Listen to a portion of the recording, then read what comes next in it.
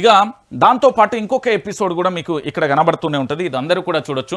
BJP operation Akarsh, BJP operation Akarsh అంటే దేశవ్యాప్తంగానూ BJP ఇజ్జత్ పోతుంది, రాష్ట్రంలోనేమో బీజేపీ ఆపరేషన్ ఆకర్ష్ చేస్తుందట. భారతదేశంలో ఉన్న కాక్రోచ్ పార్టీకి సమాధానం చెప్పలేని దద్దమ్మ పార్టీ తెలంగాణలోనే నేను ఏదో చేయడానికి వస్తున్నా అని చెప్పడానికి. ఇంకొకటి ఏంటంటే ఇప్పటికే మీరు చూస్తారు, గతంలో కేసీఆర్ ప్రభుత్వం ఉన్నప్పుడు ఫామ్ హౌస్కు సంబంధించి ఎమ్మెల్యేల కొనుగోలు చేసే ఎపిసోడ్ మీరందరూ కూడా చూశారు. అప్పుడు జరిగిన ఎపిసోడ్లలో ఎమ్మెల్యేలకు భద్రత పెంచడంతో పాటు ముఖ్యమంత్రి గారి నివాసంలోనే కూడా ఎమ్మెల్యేలను ఉంచుకున్న పరిస్థితి కూడా మనం చూసాం. ఇక దీనితో పాటుగా ఇప్పుడు ఏంది అంటే 2028వ సంవత్సరంలో తెలంగాణలో ఎన్నికలు ఉండబోతున్నాయి కాబట్టి మే నెలలో ఉండే ఛాన్స్ ఉంది అంటూ కూడా ఇప్పటికే ముఖ్యమంత్రి కానీ కొంతమంది అయితే ముందస్తు ప్రకటనలు కూడా చేస్తున్న పరిస్థితి కనబడతాం. సో ఇలాంటి పరిస్థితులలో బీజేపీ ఆపరేషన్ ఆకర్ష చేస్తాం. తెలంగాణలో కొత్త ఎత్తుగడ కాంగ్రెస్ బీజేపీ నేతలకు గాలం వేస్తున్న పరిస్థితి కనబడుతుంది. బీజేపీలో చాలామంది కూడా బీజేపీకి సంబంధించి అనుబంధ సంఘాలు కానీ బీజేపీ కోసం కష్టపడే నిజమైన నికార్స్ నాయకులు కానీ కార్యకర్తలు చాలామంది ఉన్నారు. వాళ్ళను నాయకులుగా తీర్చిదిద్ది వాళ్లకు పట్టాభిషేకం చేయడానికి వెనక ముందు ఆడుతున్నది. ఏదో పార్టీలో దున్నపోతు లెక్కనో పందికొక్కు లెక్కనో సంపాదించుకున్నోని తీసుకొచ్చి వాళ్ళ పార్టీలో నిలబెట్టి వాళ్ళ ఏది ప్రభుత్వం అధికారంలోకి రావాలని చూస్తాను. ఇది బీజేపీ పాలసీ. కాంగ్రెస్ బీజేపీ నేతలకు గాలం వేసేందుకు మీ దాంట్లో నేతలు లేరా, మీ దాంట్లో నాయకులు లేరా, మీ దగ్గర పూర్తి స్థాయిలో గెలిచే సత్తా ఉన్నోళ్ళు లేరా? వాళ్ళని తీర్చిదిద్దకపోగా ఇతర పార్టీలకు గాలం వేసే పరిస్థితి తీరుస్తుంది బీజేపీ. చూడురి, జిల్లాలలోని ఇతర పార్టీ నేతలను బీజేపీలోకి చేర్చుకునేలా స్కెచ్ ఏం చేస్తారో, కండవా కప్తారు, ఏమైనా సూట్ కేసులు ఇస్తారా లేకపోతే పదవులు ఇస్తారా? మీ దాంట్లో చాలామంది పార్టీ కోసం చాలామంది పనిచేసిళ్ళు, నిరసన వ్యక్తం చేసిళ్ళు, రాస్తారోక చేసిళ్ళు, ఏంది పూర్తిగా కూడా వీళ్ళ ఏది జైలుకు వేళ్ళు ఊస లెక్క పెట్టిళ్ళు, వాళ్ళందరినీ నాయకులుగా చేసి వాళ్ళని ఇన్ఛార్జిగా చేయొచ్చు కదా. లేదు, టార్గెట్ 30 days తెలంగాణ కమలం పార్టీ ఆపరేషన్ ఆకర్ష్ అంటూ కూడా చూస్తున్న పరిస్థితి కనబడుతుంది. ఇప్పటికే చాలా వార్తలు వస్తున్నాయి, ఏదో శ్రావణ మాసం రాగానే చాలామంది నేతలందరూ కూడా పార్టీలోకి రావాలి అంటూ కూడా హుకుం జారీ చేసిర్రు అంటూ కూడా చేస్తున్నారు. బీజేపీ తెలంగాణపై ప్రత్యేక ఫోకస్ పెట్టింది. ఢిల్లీ పెద్దల ఆదేశాలతో కమలం గేరు మార్చిన పరిస్థితి కనబడుతుంది.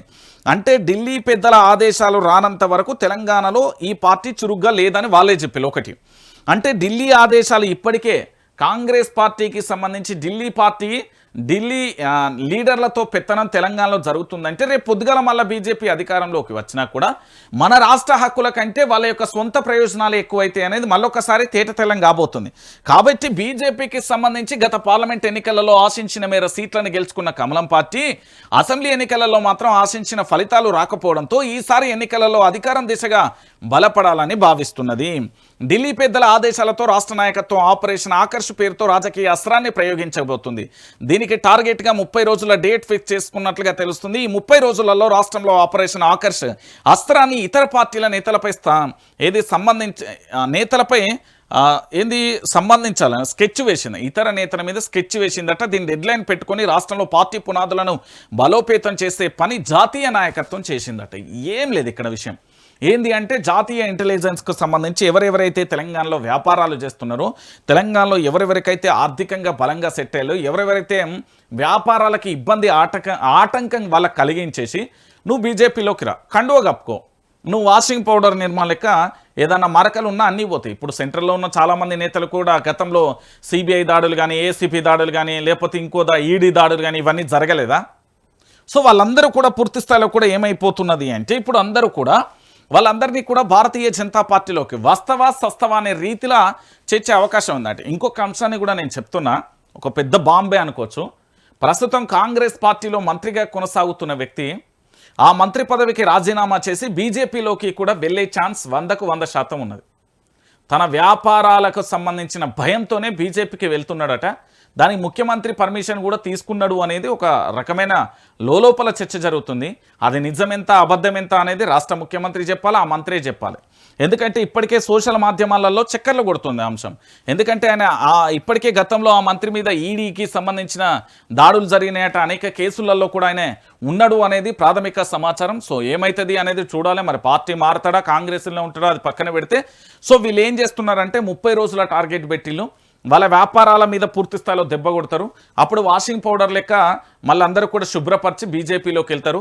కానీ బీజేపీలో మొదటి నుండి కూడా ఎవరైతే పార్టీ జెండా బట్టి ఎజెండా కోసం పనిచేసి బీజేపీ అధికారంలోకి రావాలని కాళ్ళకు ఉండే చెప్పులు అరిగేలా తిరిగి వాళ్ళ జేబులలో ఉండే పైసలు ఖర్చు పెట్టుకొని వాళ్ళు ఎంతో కొంత మనం అధికారంలోకి రావాలని పనిచేసే నాయకులకు మాత్రం మళ్ళీ మొండి అవుతుంది. ఈ బీజేపీ పరిస్థితి రేపు భవిష్యత్తులో ఎట్లుంటుంది అంటే మళ్ళీ సెంట్రల్కు సంబంధించిన నేతలు చెప్తేనే తెలంగాణలో పరిపాలన చేసే దిశగా మారిపోతుంది. సో అప్పటి వరకు కూడా సైలెంట్ మోడ్లో ఉంటుంది. ఇంకొక అంశం ఏంటో తెలుసా, వీళ్ళ టికెట్లను కూడా నిర్ధారించేది ఢిల్లీకి సంబంధించిన నేతలు. రేపు పొద్దుగాల వీళ్ళ అధికారంలోకి రావాలనుకున్నా కూడా ఇప్పుడు కాంగ్రెస్ పార్టీ ఎట్లున్నదో ఢిల్లీకి ఇప్పటికీ మన ముఖ్యమంత్రి 100 సార్ల దాకా ఢిల్లీకి పోయిండు, వీళ్ళు 1000 సార్లు పోతారు అంతే తేడా. ఎందుకంటే ఏది కావాలన్నా ఇక్కడ వీళ్ళ మధ్య సమన్వయం ఉండదు. వీళ్ళ మధ్య పూర్తి స్థాయిలో ఏంది అంటే రాష్ట్ర హక్కులు కాదు, ఇక్కడ కేవలం కమలం పార్టీ హక్కుల కోసం మాత్రమే పనిచేస్తారు. ఇప్పటికే ఢిల్లీ పార్టీని చూసి మోసపోయినాం, ఇంకా ఢిల్లీ పార్టీకి సంబంధించి మెడలేసుకుంటాం, మేము ఊరేగుతాం అంటే అది తెలంగాణ ప్రాంత ప్రజల